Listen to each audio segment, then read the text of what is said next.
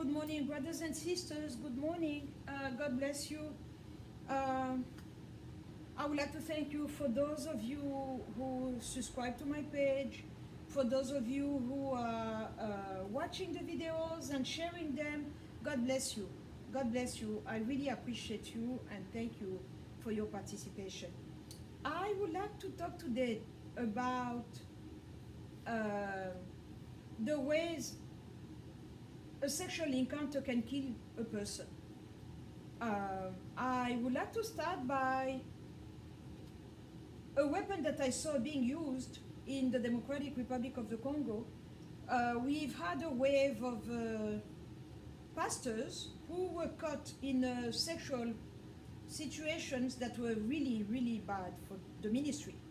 Bad on them and bad for the rest of us. That's why I'm talking about it, because I'm a member of the body of Christ. And I cannot be in agreement with that. And I saw what happened, and I'm shaking my head, and I'm not in agreement. And I'm speaking out about it. I'm speaking up about it because I'm not happy.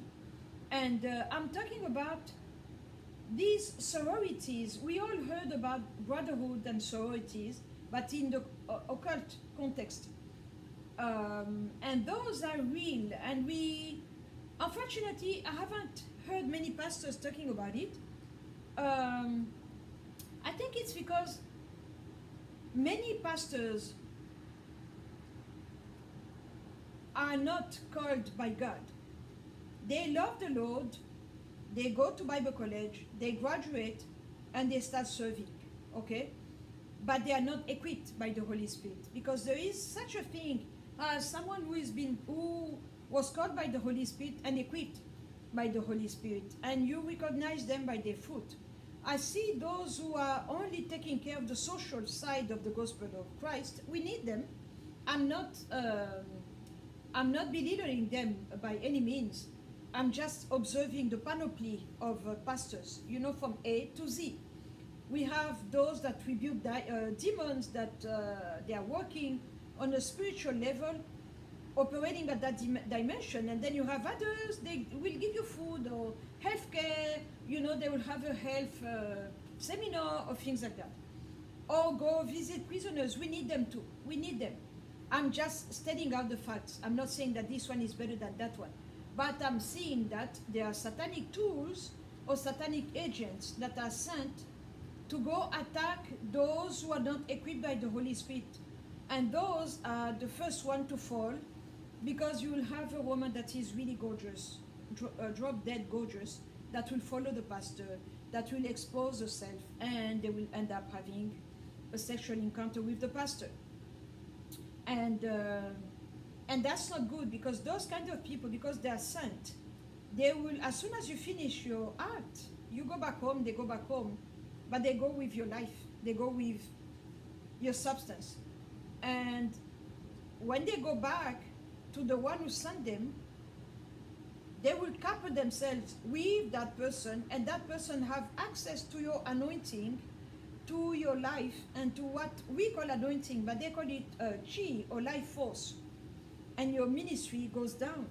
And that's what we see. We have beautiful women who will follow pastors to help them fall. And I've been exposed to those sororities. In my Congo, where I come from, we have a group of women. They are called Zebola. They apply that red kaolin powder, and they are topless with beads and African attire. They go in the water. They go in the water for 3 days, 6 days, however long they need. And before they go in the water, they will enter in a frenzy with drums and dance. They have little bells at the ankles, so it's making that sound when they dance. And when they do that, they reach that level, they go in the water. And when they go, they will bring back the knowledge from the water. They go in that city in the water. And it's not a joke, it's real.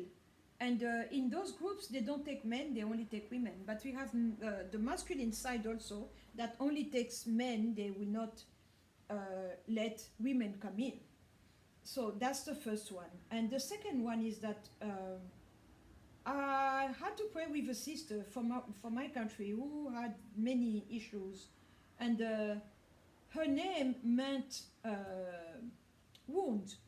In English, if I translate, it means wound. Bilonda. That was her name. And I was exposed to that because the Holy Spirit told me and showed me and explained to me that it's a sisterhood where they come bear judgment. It's exactly what we have in Greek mythology. There was this person called Nemesis, a person who will come to make you pay and make your life miserable. We had another kind of women, they were called Fury. It's a group of women, they will come in your life and really mess you up. So the Holy Spirit revealed to me that we have them on every continent, in every country of the world. So no culture is immune. We have them. If we don't know them, they are there, but we don't have the information. So that sister was called, she was seeking the Lord, praying, fasting with me, and we did that. And it took a long time to go back to where her parents gave her that name. And we see the same situation here. I've been exposed to a Hispanic woman called Dolores. Dolores means pain, douleur in French. And in Swahili, we have a name called Taabu. It means great suffering. So we need to be careful with the name. So the name, the assignment, and the action, because all that is connected, and one thing will lead to another, will lead to another. So when you're married to someone called Bilonda, your life is going to be a series of wounds. And that's not a good thing. So that's the second part. The third part is that we have people who are sent by Jezebel. They look good, they have everything that they need, and they will come in a ministry in the midst of you to be a stumbling stone. They are beautiful, so they will push men because they teach you. Okay, I discovered ever since the Holy Spirit started anointing me that I'm more attractive to people. More I attract people. But the final say is depend on me. So a man can come and court you and you say no thank you. And that's it. Nothing happens. He goes, I go. But when the problem comes when you start being weak and using that charm as a tool to manipulate, dominate, and control people, then the Holy Spirit will depart from you and Jezebel will come and sit because she loves that. That's what she needs. And she will give you more strength so that people around you go down, because in order for Jezebel to sit, she needs a Ahab spirit. They cannot be one without the other. They are complementary. So when she takes you in her hands and start grooming you and teaching you, then she will give you that power. It's a power that brings people down. It's a power that dominates people. It's a power, but Jesus said you will recognize them by their fruit. So when you look at their fruit, you see the actions. And a man can be possessed by Jezebel too. It doesn't mean that Jezebel only works with women. We can have a pastor that is attacked and is a tool into Jezebel's hand, and she's using him to manipulate people, to dominate, and to bring troubles into families and marriages and all that. So we need to be careful. We need to be observant and look and see what people are made, the way they talk, the way they move, and all that will give you an idea about their spiritual well-being, because you can look good outside, but you are sick spiritually. And the other way around, you can be sick physically, but spiritually you are very strong. I know it's a paradox, but that's how it is. And the ideal situation would be to have a sane body, a sane spirit, and a sane soul submitted to God Almighty, and that's how you are going to go forward. So you are all in agreement, your spirit, your soul, and your physical body. We need to be in agreement. So the third part is that I see that we have people that are so manipulative that they come into your life and to make you do what they want. And then one day you're like, why have I been doing this? Because you were under a spell, a Jezebelic spell, and they teach them how to bring up seduction and bring down the physical body. So when they talk to you, you are like, yes, yes, yes. You're like under mind control, and you agree to everything, and you start giving money, you start doing this and that. And I've seen pastors operating with that power.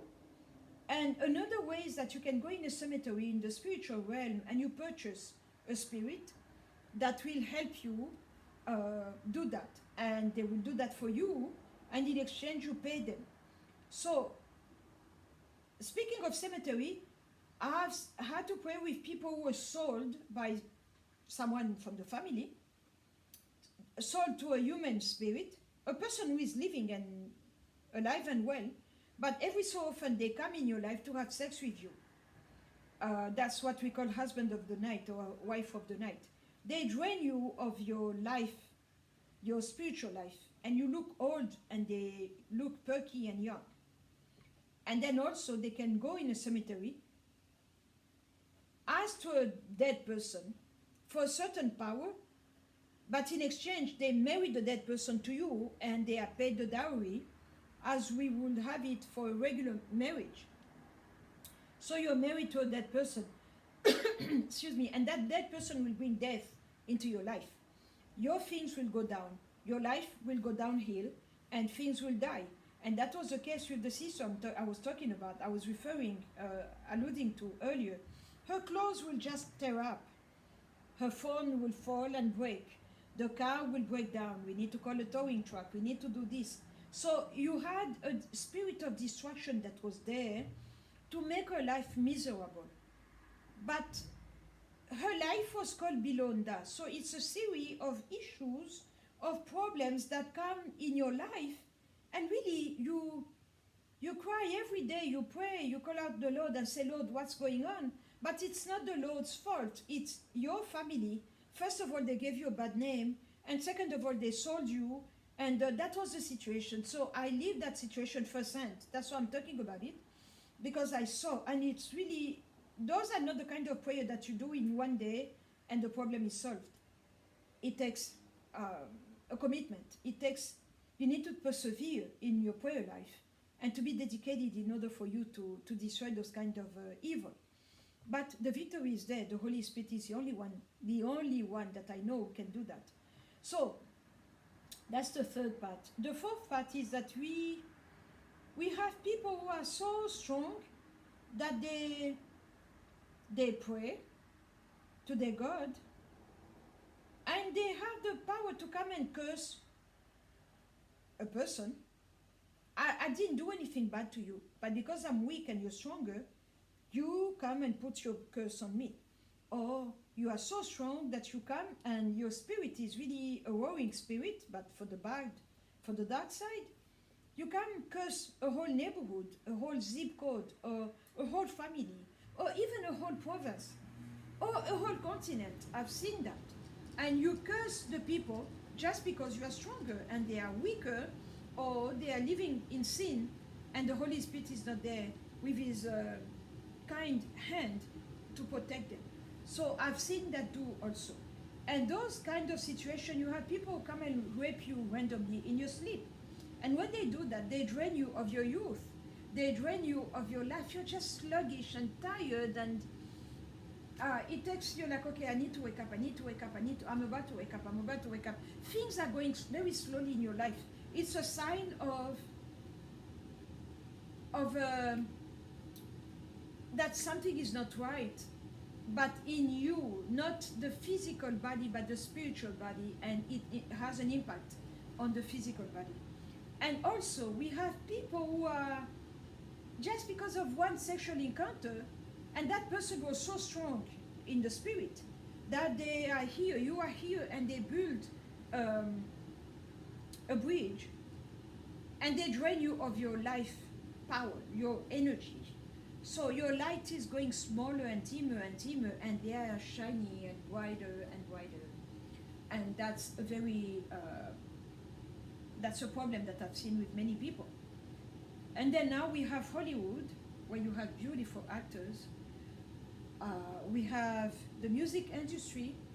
Um, those people are there to bring problems in your life because they are there to keep you in the flesh instead of growing in Christ, because we are supposed to grow. We were not meant to be just on the status quo. We need to grow in Christ. And the more we pray, the more we want to pray. And the more revelation we get, the more revelation we want to get. So that's how it is. And so that's how we go from glory to glory and deep call unto deep. So the problem is that we have those people from the world who produces music that is very carnal, music that is very sensual, music that keeps you in that place where you just want to have fun, but fun, your body is having fun, but the flesh, the spirit is dying and becoming smaller and smaller. It should be the other way around. A big spirit that is in charge of you, not the body that is in charge of you. So those musicians produce music that is very carnal, and many of them smoke things. They do breathing exercise to put themselves in a place where they open up the spirit to be receptive. I remember watching that documentary about Michael Jackson, where he said that he would stand in a room with mirrors. Even Prince had that. And they will stare in the mirror for however long the time that it will take. And the communication will come through the other side of the mirror, and they will give them a song, or they will give them a beat, and they will give them this and that. So when we are dancing on the dance floor, we don't know who is the person who gave the lyrics and the music. So it's a gospel. It's a gospel, all right, but whose gospel? And what is its effect on us? We don't know. But the last point is that it's very dangerous when you're married, in the sanctity of your marriage, and you are with your husband, but you're listening to world music. Because that spirit that gave the song will come, because you are playing his message, it will come in bed with you. I've had to pray with people who were possessed by the spirit of such musician and that one and that one. I will not name names, because my goal is not to cause, like to be sensationalist, we call in French. I'm just telling the facts that when you're married and you are both believers and you are being intimate, don't play music. Don't play music. I know.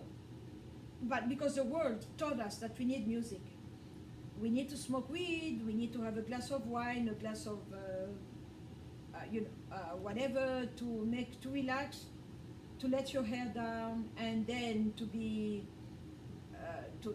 not to have inhibitions. But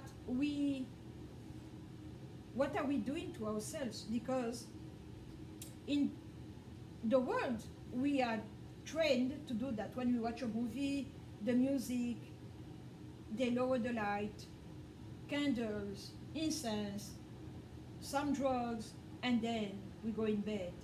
That's what we were taught. But in God's context, we are not supposed to be having sexual relations. I know people will laugh, but that's how God sees it. So when you are having random sexual relations, or you have a boyfriend, you are not supposed to have one because you are not married, and that's how God sees it. So all this to show to you that what God had in mind and what we do today are so far apart.